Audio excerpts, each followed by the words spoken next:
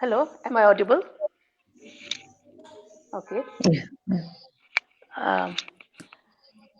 জ্যোতিপ্রসাদ আগরওয়ালার কবিতা বিশ্বশিল্পীর কেইশাৰী মাত।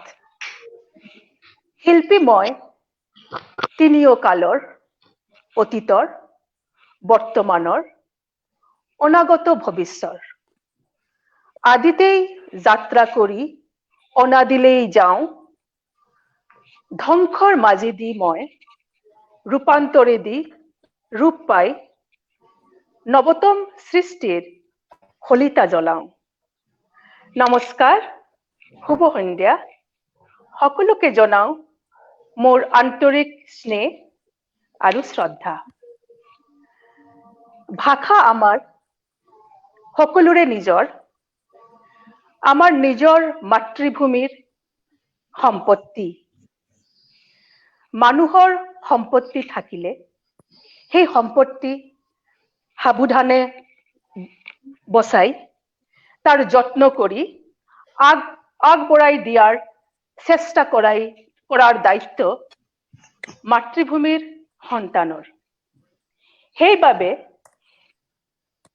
এই সেশনটো আগবঢ়াৰ আগতে মই স্পষ্টভাৱে ক'ব খুজিছো, a line from Upanishad, উত্থিষ্ঠত জাগ্রত প্রাপ্য বরান নিবোধত। উত্থিষ্ঠত জাগ্রত প্রাপ্য বরান Nibodhata. Arise, awake, stop not till the goal is reached. Welcome viewers, a very good evening to all. Asian Literary Society warmly invites the distinguished panelists on the forum. I would like to introduce the viewers to the eminent personalities of Assamese community who are present this evening on the panel to mark the celebration of Assamese art, literature, language, and culture.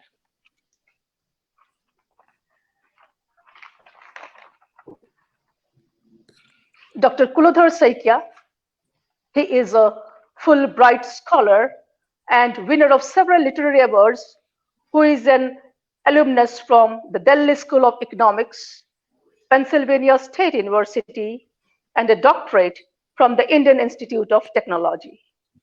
Dr. Saikia had won the Sahitya Akademi Award in 2015 for his book, Akakhor, Sobi, Aaru Anyanya Galpa, Picture of the Sky and Other Tales. He also won the Katha Award for creative fiction. He has written 21 short stories, several poems, critical essays, and plays. By profession, Dr. Saikia is an ex-officer of Indian Police Service who had retired in 2019 as Director General of Assam Police. He had been involved in issues relating to community development and community policing. He was a recipient of President's Police Medals twice for his outstanding contribution to policing.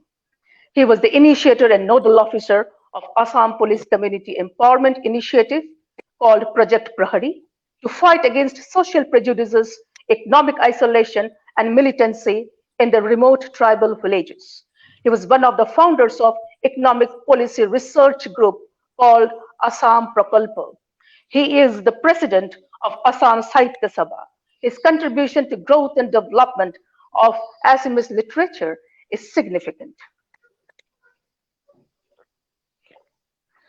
Our next panelist, Dr. Moushumi Kandali, is a bilingual short story writer, art historian, and translator. She has received several prestigious national and regional awards, such as Bharatiya Bhasha Parishad Award and others, for her creative writing. Her stories have been published in several national and international literary magazines and edited anthologies. She has represented India at various international forums and Assam at several national literary events and festivals organized by prestigious fora such as Sahitya Akademi, National Book Trust, Goa Lit and Art Fest, to mention a few. Her stories have been translated to German, Korean, Spanish, English, and others, along with several Indian languages.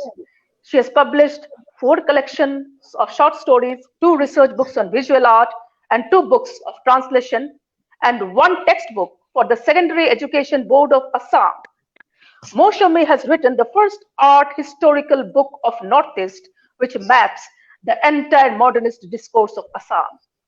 Dr. Moushumi has a wide range of experience and exposure in pan-Indian scale with her graduation and doctoral degree in MS University of Baroda and her subsequent teaching engagement as a faculty in the School of Culture and Creative Expressions at Ambedkar University of Delhi for several years. Before that, she taught in the Center for Creative and Cultural Expression of Northeast Hill University and contributed to the first ever academic curriculum of visual art in the state of Meghalaya. Currently, she is teaching at the Department of Cultural Studies at the Tezpur Central University and engaged in with various important organizations of Northeast. Our next panelist, Mr. Arindam Borkataki, teaches literature in the Department of English in Nagaon College of Assam. He is a critic, essayist, and editor. He has written 4 books on literacy criticism.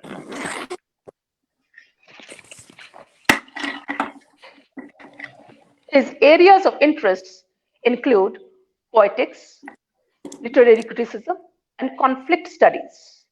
He was awarded the Sahitya Akademi Youth Award and Munil Borkataki Award in 2011 for his first book, Anusilan.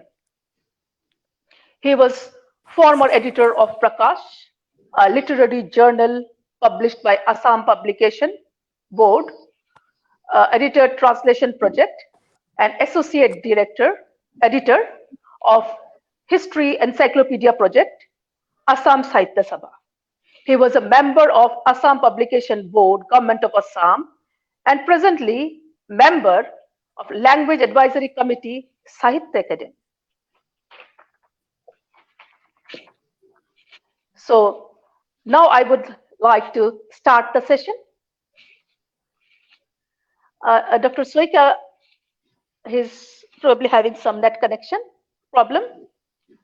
Net problem, yes. So should I ask the question to Dr. Moushumi? It's okay. Dr. Moushumi, can you hear me? Yeah, I can hear you. Can you hear me? Am I audible? Yeah. Yes, yes. So Dr. Moushumi, you have done your master's and PhD in the Department of Art History and Aesthetics, MS University of Baroda, on modern art of Assam. Would you like to give us an idea on art of Assam? Okay, thank you, Bishakha. At the very outset, I want to thank Asian Literary Society for inviting us, all of us, and also celebrating our language. So it's indeed a very great initiative. I really appreciate it, and it's I think the need of the time. So thank you for your initiation. May you do the good job. Now let me come to the question that you have asked me. It is a very actually complex and very big question to answer in a few minutes, but I'll try my best. Since you have asked me about modern art, right? Yes. But before that, I would like to say that art of Assam. As said, it's a huge field because there are multiple forms of art. It may be craft and other forms of art, folk art, traditional art, manuscript painting, modern art. I'll not go into it. But what I want to say is we have a very, very long history of, art. I mean, in Harsha Charit, there is a mention that our king, he had sent some paintings to the king. So there are a lot of literary evidence. I'm not going into it. It will be a long lecture. Otherwise, I might take the whole hour. But very briefly, I would say that there was a very, very vibrant manuscript tradition for the last 500-600 years. And there were a lot of exchanges. And if you come to Assam and look at the satras, they were the repositories of those, manuscript painting tradition. And not only satra, the kings also patronized a lot. But as it happened with the rest of India, in Assam also the rupture came because of British colonization. And what happened, and since my area is modern art, my specialization is modern art, so I'll briefly talk about that. Yes, please. Yeah, and that will be fine, right? So Yes. when British colonization came, like the rest of India, the rupture came, and the manuscript painting tradition started dwindling, and a new radical departure came up. So modern art, yeah, if we may say this is 2020, so we have now it's a century old modern art discourse, which not too many people outside know actually about it. When we talk about modern art, usually we talk about the main art centers, isn't it? Kolkata, Yes. Yes. Delhi, Mumbai. But in Northeast also, led by Assam and Manipur, we had a long tradition and it's almost 100 years because in the second decade of the last century, few people went to Kolkata and they were trained and they came back. And interestingly, what happened, though it was the heyday of Bengal school that time, we saw that the artists or painters from Assam, they were mostly engaged with, British academic realism, realism. They were more engaged with realism rather than, being influenced by, Bengal school of art, or they had an inclination towards a Renaissance depiction or, a kind of romantic inclination. So that was the first phase of modernism, if we talk about it. And then comes the second stage, which was about, say, 30s, 1930s to 40s, where but going back to the first phase where we are talking about the British academic realism or the painterly mode of depiction, Renaissance painting, two very important artwork came up. One was called Kanikula by, Muktanath Bordoloi. It's called Opium then. Kani means opium. Kani is an Assamese word. And wonderfully, it is reminiscence of Van Gogh's, Potato Eater, because it was a depiction, for the first time, it was a depiction of the social reality, what opium had done to Assam. So that is, I think, a very, very significant artwork. And then you also had fine, beautiful depiction of the Assam's rurality, beautiful snapshot, the undulating nature.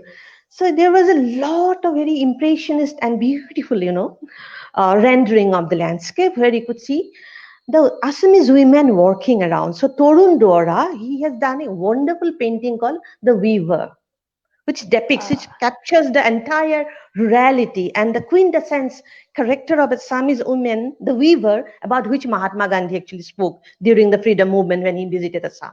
So there were a lot of interconnection. There was a nationalist fervor. A lot of things were happening. The situation was very conducive. And as I think Arindam Borkataki will later point out, the literary movements were also coming up. So there were a lot of things happening. Jyoti Prasad Agarwala, whom you mentioned in the outset, he was working a lot, and then Vishnu Ragha. So there were a lot of things happening.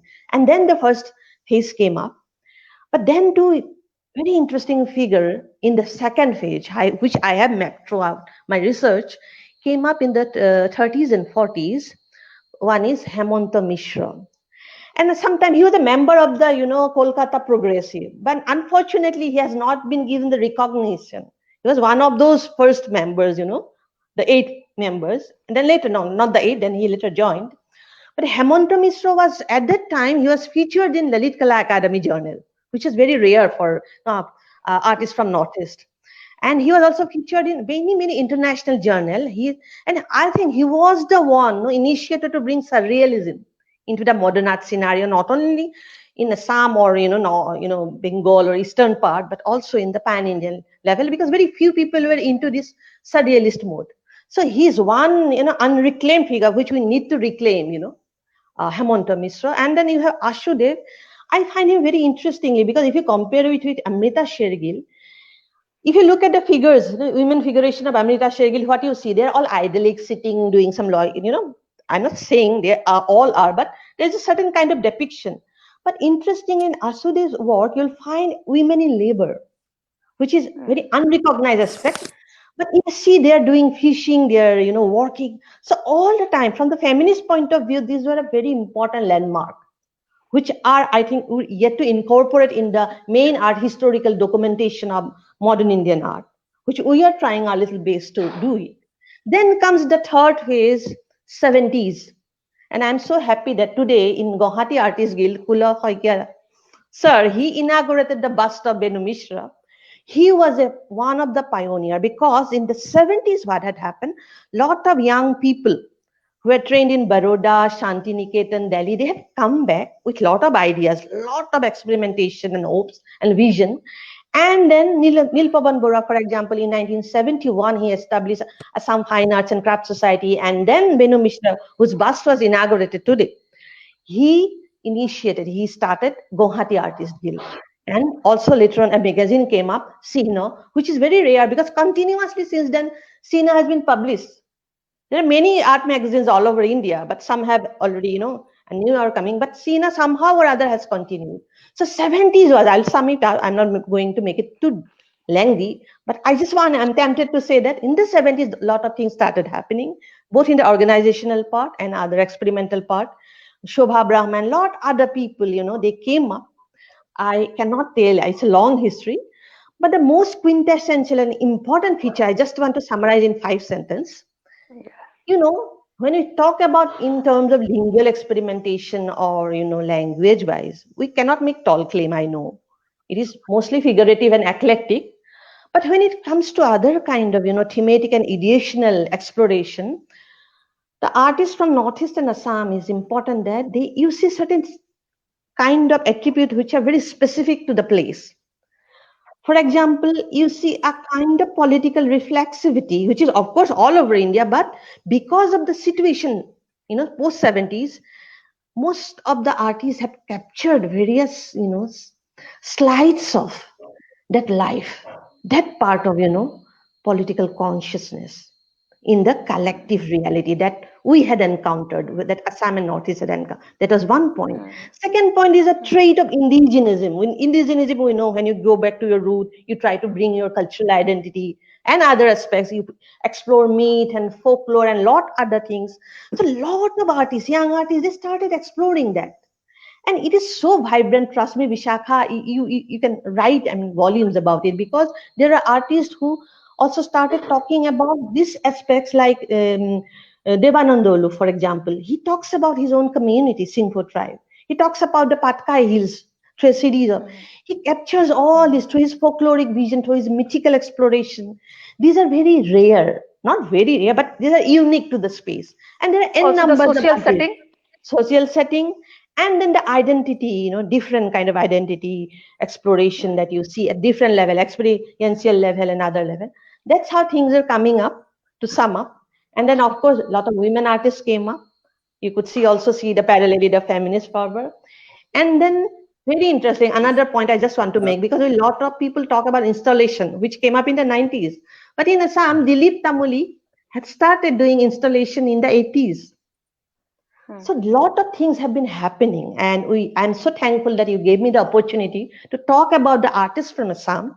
It is a long history of 100 years. So this is in a nutshell. I just want to say that now the art scene is very vibrant, very eclectic, very experimental. And yes, there is of course a lot of intersection with other parts of India and also internationally. But also, if you look at it, there are certain very, very significant traits which are specific to the region. So that is how, very quickly, in a nutshell. Great. I think. Wonderful. Yeah. Wonderful. Thank you. Wonderful. I go to Dr. Saikia. Dr. Saikia, am I audible?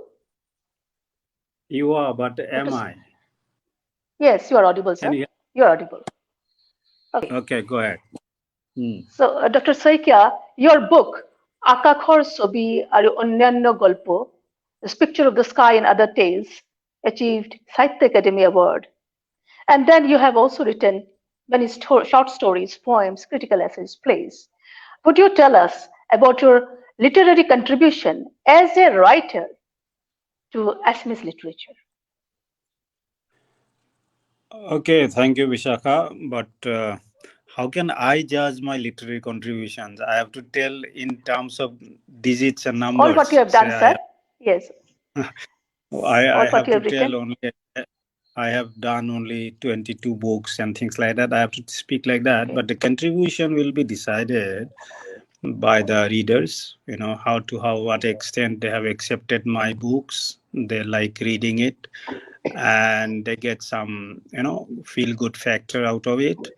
They will decide. But I've been writing since my, I think, class 6 or so, from the school days, when I got the first state level competition, the first poetry competition, the first prize I got. Since then, I've been writing. Now, Chalo, it's good that I've been writing in different specters, like say short stories, the only one critical novel, essays, critical essays, and even economics part of, economics is my parents' subject, so I would love to write on economics, like that. And what else? Tell me. Sir, what is this about? Would you say a little bit about Akakhor Sobi? Aaru, what is that? This is all short. These are all short stories. Would you like to say something on that? See, this the of a few stories, Sobi and other stories. Now, the first story, the name, the Akakhor Sobi is about the, basically the painting of the sky. So where it's this little bit of true incident. When I was traveling from Delhi to Guwahati, then a person sat beside me in the air, and he was drawing the portraits. And I told him that you draw the portrait of that young air hostess, you see. So he was drawing that portrait, and she came closer and she saw it very good. And then, whatever she commented and whatever I found out, just one line of hers about her life and the struggle. So the entire story is based on that. Now so the best part was like I was trying to take everything up to the space, so that you are away from the normal society and things like that. It's like that Brechtian alienation effect. No, you alienate the whole atmosphere, and then you find out how people react and respond. So I wanted to have that type of atmosphere, up in the sky. We are talking about. Yes. So about that, and it has a lot of stories on basically. I've been guillotinized by the people saying that he writes more about past. A lot of stories are about the past life. Generally, that type of thing. Experiences. So it's okay. Okay, sir. Sir, just to say about a little bit of Assam Sahitya Sabha. Assam Sahitya Sabha, founded in 1917, is regarded as the highest non-governmental Assamese linguistic and cultural body. And for over 100 years, this Sabha has been the fulcrum of efforts to promote Assamese culture, language, and literature. And the literary luminaires of Assamese language have been the body's presidents. So, as the president of Assam Sahitya Sabha, what is your vision for the promotion of Assamese language and literature? Okay, a very interesting question, because see, Sahitya Sabha or Assam Sahitya Sabha is an organization which very often people say that, look, we don't belong to this Sabha because I am not a writer, I am not an author, I am not a reader of good books and things like that. So how can I be a member? But I started breaking that myth that only authors or literatures should be the member of Sahitya Sabha. It's not that. When this organization came into being in 1917, the basic idea was that it has to take a very important role in establishing our rights of languages, the rights of the people here in terms of societal culture and language, right? So it's basically take care of the people who love the state and who love the people here, right?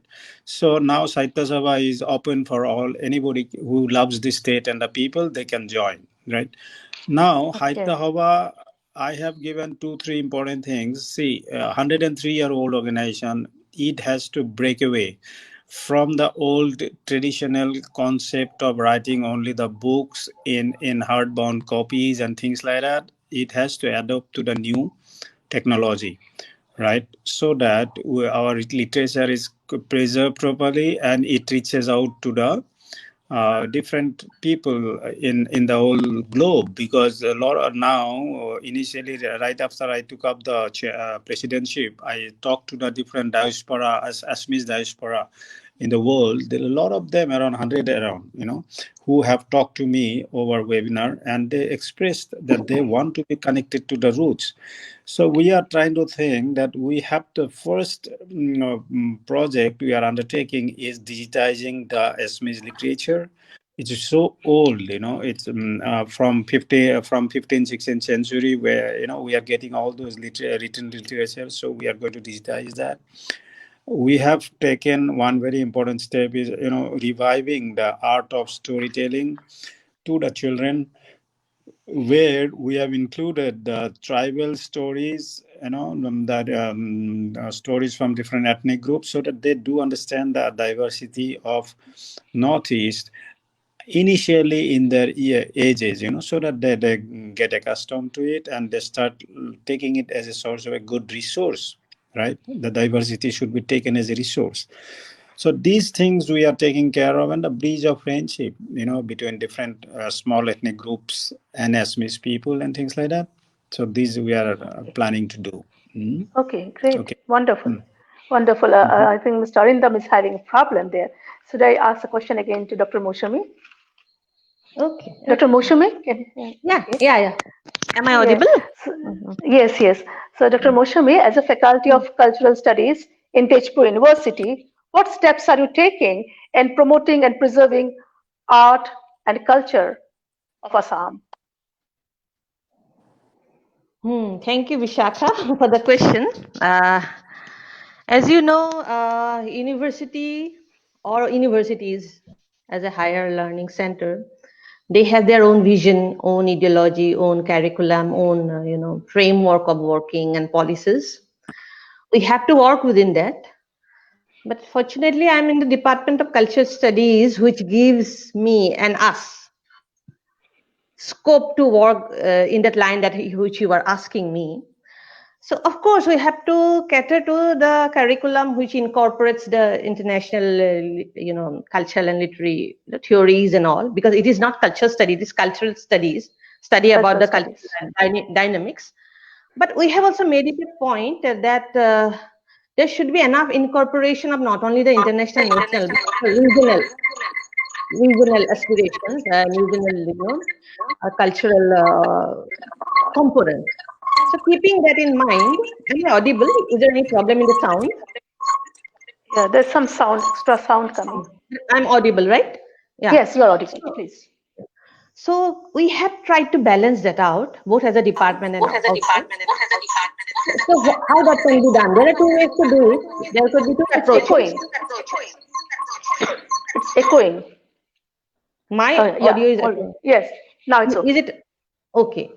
So there can be two approaches. For example, one could be pedagogy, where you can, put it in the curriculum and teach the student. Others, there are other research works, documentation, archiving.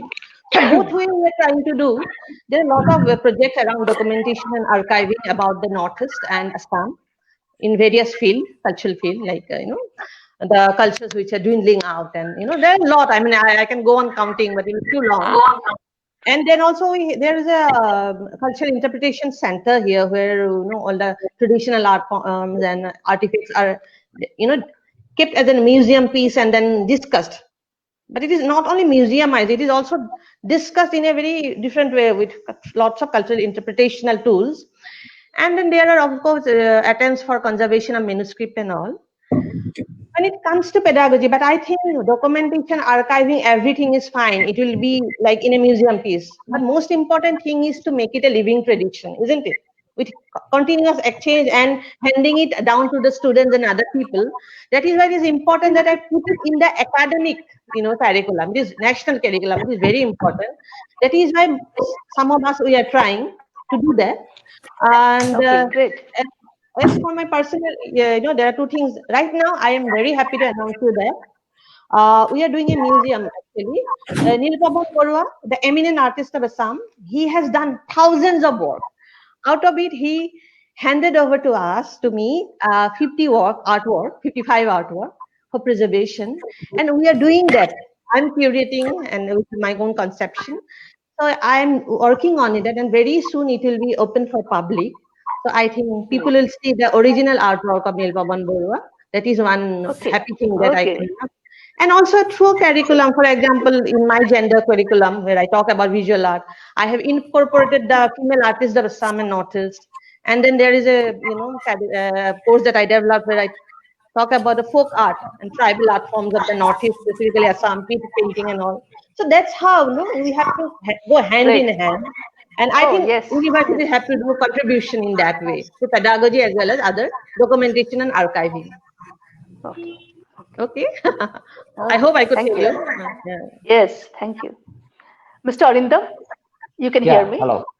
Yeah, okay. I can hear you. So your contribution to Assamese literature are in the form of poetics, literary criticism, and conflict studies. Yeah. So I have an idea.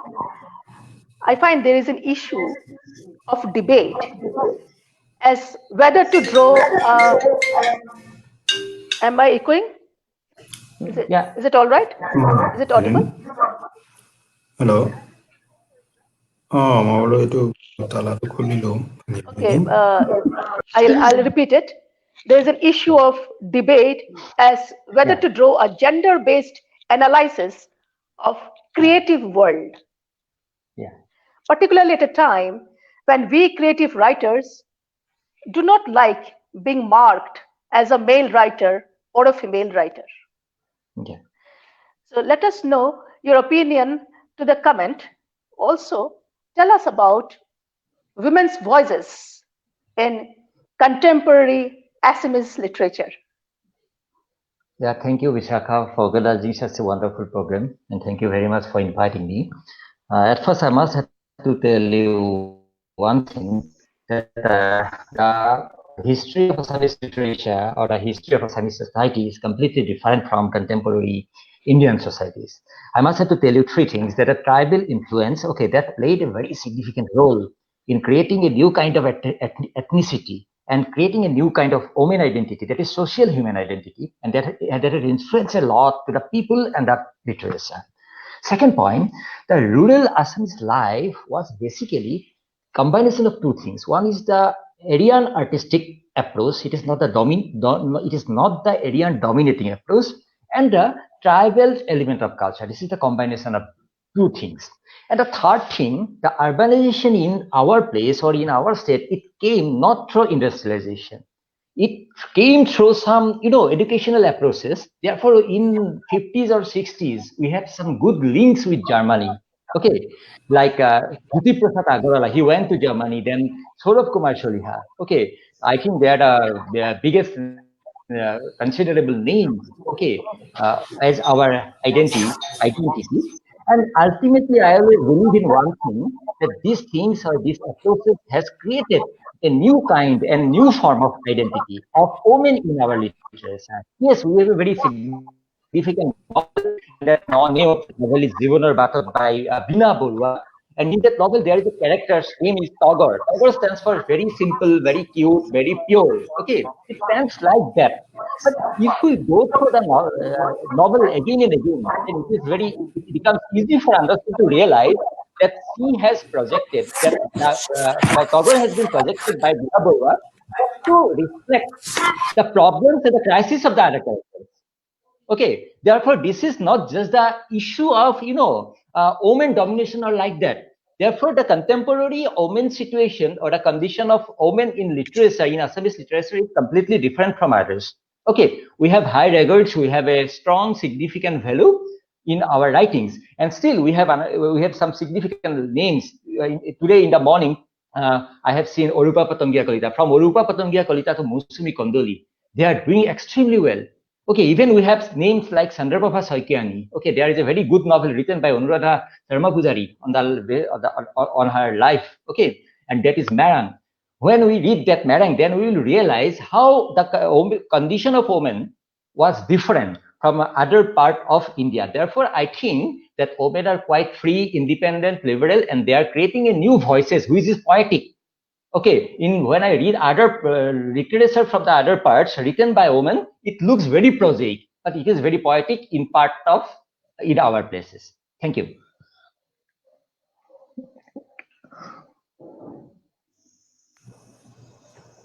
Sorry for the network problem. I'm not hearing you. Network problem. Bishakha, you are on mute. You are mute. Bishakha, you are mute. Bishakha. Okay. Dr. Saikia, can you hear me? Yeah, very well. Okay, all right. Okay. My question to you is, Assamese culture reflects a vivid panorama of unity and diversity of different ethnic groups and tribes, as you were saying. The varied agro-based communities of Assam, like Bodo, Missing, Garo, Karbi, Rabha, Deori, Dimasa, etc., follows different customs and rituals, while, as for instance, observing the agriculture-based festivals. And they are also significant in enriching the Assamese culture. Hope you agree with me, sir. They all are significant in enriching. Of course, I mean, it's Assamese culture. The Assamese culture.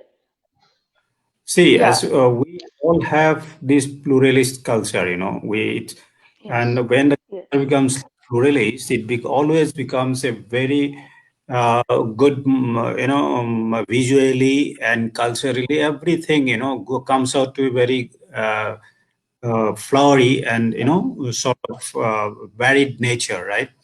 So we are very lucky to have such type of a culture which has the footprints from different ethnic groups as well as all the major tribes and things like that. So I'm sure, even if you say that it's agro-based, whatever it is, the way we live, the way we eat, the way we dance, the way we sing, everything, is the juxtaposition of, elements from different groups, ethnic groups, right?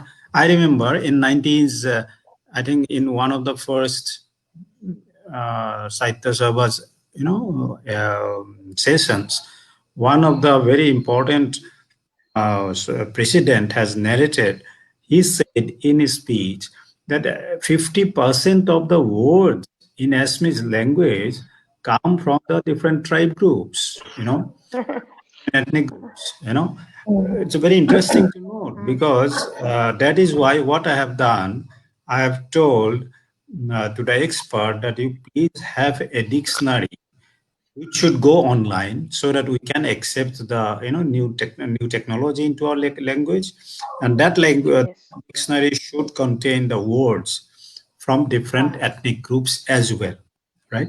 So that these words enrich our own language as such, and people do understand that for a single word there will be 3-4 more words from different tribes, right?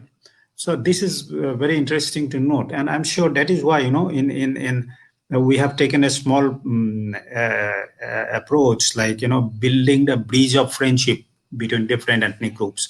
So we are trying to translate the literatures from smaller tribes to Assamese, and from Assamese to their own language, and we are holding a lot of poetry recitations sessions through social media and others, where they read the very small ethnic groups where the number of people talking that language is very few, some few thousands only, and they read their own poems, and as well as they translated to Assamese and then started reciting it into Assamese. So it's sort of a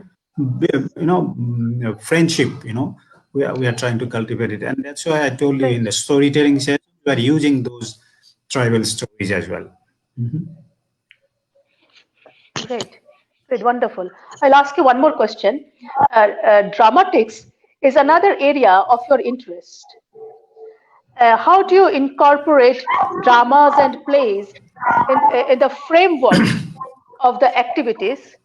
partnering to Assam Sahitya Sabha in the promotion of Assamese culture and literature? Drama is a very important performing art form in Assam. Everybody loves drama. We have the mobile theaters, the number of mobile theaters. We have been doing wonders in the interior areas, and also drama is a very popular art form, right? So I'm going to give a very special attention to that particular domain of culture. Number one. Number two, we are thinking of getting some non-Assamese scripts translated to Assamese. Arindam has been asked to do something like that. He is doing on that particular aspect. Then we used to have a small drama groups while I was a student in Delhi University. So there, we enacted my play Govardhan Das in Hindi, and after it got it was staged a lot of many places in Assam. So drama somehow I like it. Even when I was a Fulbright scholar in America, I was invited to inaugurate their drama sessions in the Penn State University, and then we talked about drama and development, and very interested in that American theater. I had gone there, and good. I've seen that in London also, that Shakespeare's own drama house. Good. I'll take care of it very well. Wonderful, wonderful. So should I ask the question to Dr. Moushumi, because Mr. Arindam is having again that problem? Yeah, you Dr. can ask. Moushumi? Yeah. You are a popular short story writer with 4 collections of short stories in Assamese. Tell me about your contribution as a writer to Assamese literature. See, Bishakha, again I'll say, as Kuladhar Saikia, da we call him respectfully, that it is very difficult to say about your own contribution. How can say, because a critic is sitting here, another veteran writer is sitting in here. So it is very difficult for me to say what I have contributed and all.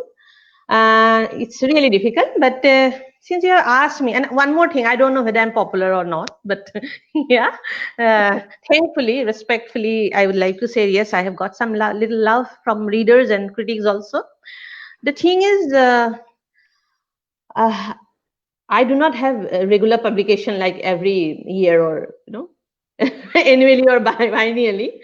But yes, after 4 or 5 years, I penned down a book, and that way I have 4 collections. So the first one I started when I had just graduated, actually. It came out that time. All I can say, I cannot say how far I have contributed or whatever. All I can say is that as a writer, what I do is just try to mediate what happens in and around. Very simply, I'll put it down. Through the individual to the collective, or at times the collective's impact on the individual, vice versa. What happens? That is one thing I have. And 4 collection that I have done, it is nothing but mapping of my own journey around that, from individual to collective and collective to individual.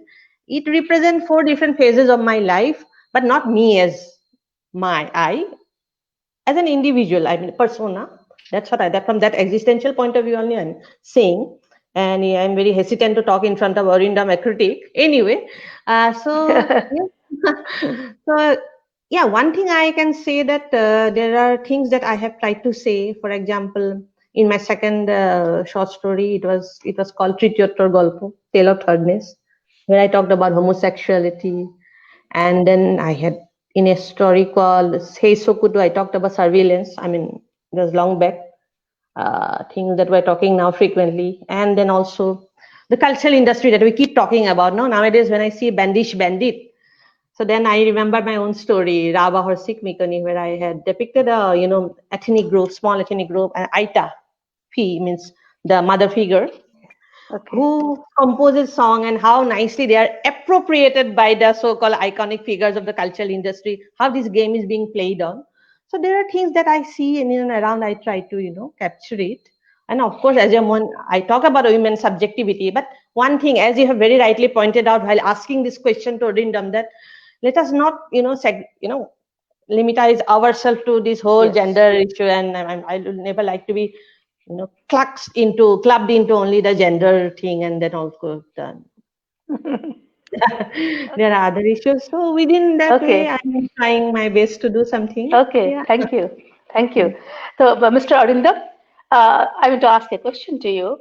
What is the role of Assamese literature in the enrichment of Asian literature as a whole? Yeah, just in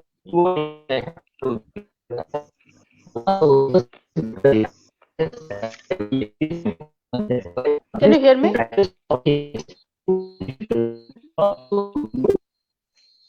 Can you hear me? Yes. Can you hear? Okay.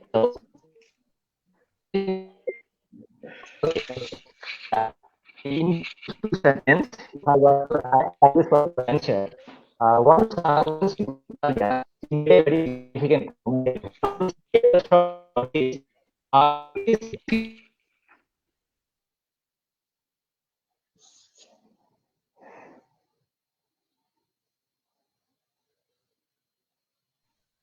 Hello, can you hear me? I can hear you, Vishakha, but I think Arindam has lost connection. Or yes, yes. So I pass a question to you, not wasting much time. This is a literary translation. Dr. Moushumi, literary translation is important because it allows literature to be enjoyed by different communities and cultures and reflects on the high imaginative minds of the foreign authors. Book translators are at the same time applauded for opening up a new domain of a new domain for the readers across the globe. So, how do you react to this comment? How far is literary translation important? How do you react to this comment? Should I repeat? Thank you. No, I got it, Vishakha. Thank you. I think this is a very important question. This is really important question, and because see, translation, I think that has always been, not only now, has always been considered a very, very important literary, how to put it, literary, not only achievement, literary engagement. And it is not only literary, it is both literary cultural engagement, because translation can be, of course, you are asking me in terms of literature, and because people understood its significance, because it is so important, so very important, that is why we have a long tradition of, translation. If you know, medieval India, there were a lot of translation from Sanskrit to Persian, isn't it? And vice versa. And then when the German Indologists, they translated. We know how Meghdutam was translated, isn't it, into English? So there, I mean, within the literary circle, there has been a long tradition of this cultural, literary exchange all over the world. And because people know that translation actually is the medium, the substratum of, all kind of interconnection. It is a site for interpolation among cultures, isn't it? Yeah. All kind of intertextuality, intersection that we are talking about. Actually, translation is the bridge, isn't it? Yeah. And so you have also done some translation. Yeah, I have done it. Yeah, but because no, I just want to mention before coming to because it's not about talking myself only. Because see, Madhav Kandali. Because why I want to mention it, Madhav Kandali did the translation of Ramayana, Valmiki's Ramayana, and it was a wonderful thing. Why it is a very significant for, because we are talking about Assamese literature also. He did it long back, centuries ago, and this was considered the first kind of translation. It predates even Tulsidas Ramayana and Krittivash Ramayana. So Madhav Kandali then realized the significance of translation. So it is there in our cultural literary tradition of Assamese literature, this translation. So and a lot have been going on around it. Shonkordev knew a lot. Shonkordev, as you know. He knew a lot of Bishakha, very interesting anecdote. If you permit me to speak on. Yes, sure, See, through Sahitya Hava, we are taking a big, stride on that. This time, at least, we are translating the work, a few short stories from Lakshminath Besburua. Then, Hazarika's songs will be translated to Manipuri language and things like that. Even we are taking the book from other languages of other Indian languages, so that we know where do we stand today, right? So Assamese books should be going to Indian languages, and their books should be coming to us. I have already talked to a number of authors of different Indian languages. I just want to Thank add you. to it because you had asked me about what I did personally. I have not done too much. I mean, I have done very few. Two things only I have done because I realized that as you have, because it was ingrained in your question that it should be both ways, no, both way traffic. Yes. So I translated Jibon Nora. He had translated the missing folk poems into Assamese, Assamese, and I did it in English. Listen, my flower bud. And then I translated Salvador Dali's Diary of a Genius into Assamese. So yes, so because Fantastic. I think, as you have said, translation is, and as Zada has also been saying that it is the bridge for interconnection, all kind of interconnection and interpolation. That is, yeah. Yes. there is Yes. no other way out. Yes. Yeah. And your books are also translated in French, German, etc. Right? Not story, not books. Short stories have been, yeah. Short. Okay. All right. So Mr. Arindam has probably lost the connection. Sir, I will ask you one more question. I know you don't have much time. What are you writing these days? Dr. Saikia, can you hear me? Dr. Saikia, can you hear me? Yeah, can you hear me? Yeah. Yeah, I'm asking you. I do. Sir, what are you writing these days? What are you writing these days? No, I write normally, when somebody just sits on my head. So this time, a few of the magazines and journals I have written for them on, say, 2 short stories on the lockdown and pandemic effects and things like that. And that's all, nothing much, because I've been running around with, today I attended, this is my 4th meeting today, right? Amongst all these, I don't think I'll be able to write for myself, So let's see how it goes.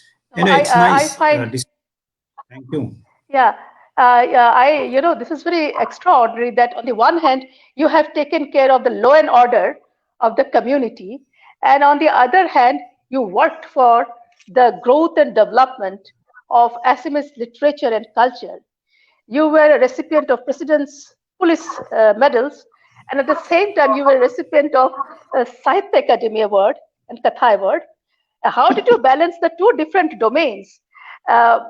Showing such extraordinary feat and fine creative intellect. There is nothing extraordinary, number one. Number two, these are not mutually exclusive. You see, writing is a different matter, and that my policing job and Moushumi Kandali's teaching or Arindam's teaching, these are professions. So even after sitting in the somewhere in the mob control measure, still your brain is also thinking something else over the time, right? So those things get translated. Basically what I just talked in Artist Guild meeting, I said, what does an artist do? He basically sees the structures, then he tries to find out the relationships between them, then he arranges it, right? And put in the whole process, he gives us a sense of, aesthetic sense, he gives it to us. So there, similarly, writer, what does he do? The words are with him, the cognitive notion is already with him. He has everything that he can use. So whether you sit in a police station or whether you sit in your own workstation or in your office room, it's okay. I mean, you can as well write. These are not two different compartments as such, but those department compartments, these are vestibule, these are like trains in vestibule, you can go from one compartment to others. I'm taking it like that. So it's okay. Yeah, good. Great. Sir, because Mr. Arindam could not say this, I would like to ask you this, just give me 2 minutes time. Like, what is the role of Assamese literature in the enrichment of Asian literature as a whole?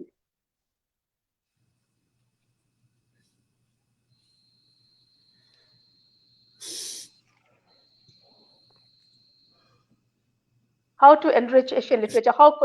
What is the role of Assamese literature?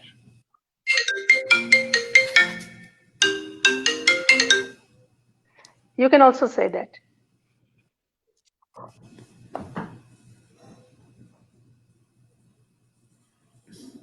Hello, sir. Can you hear me? Oh, Arindam. Moushumi, can you hear Arindam? I have not been hearing him. Huh? No, sir. Can you hear me? Let it be. Sir, I am asking you a question because there's not much time left.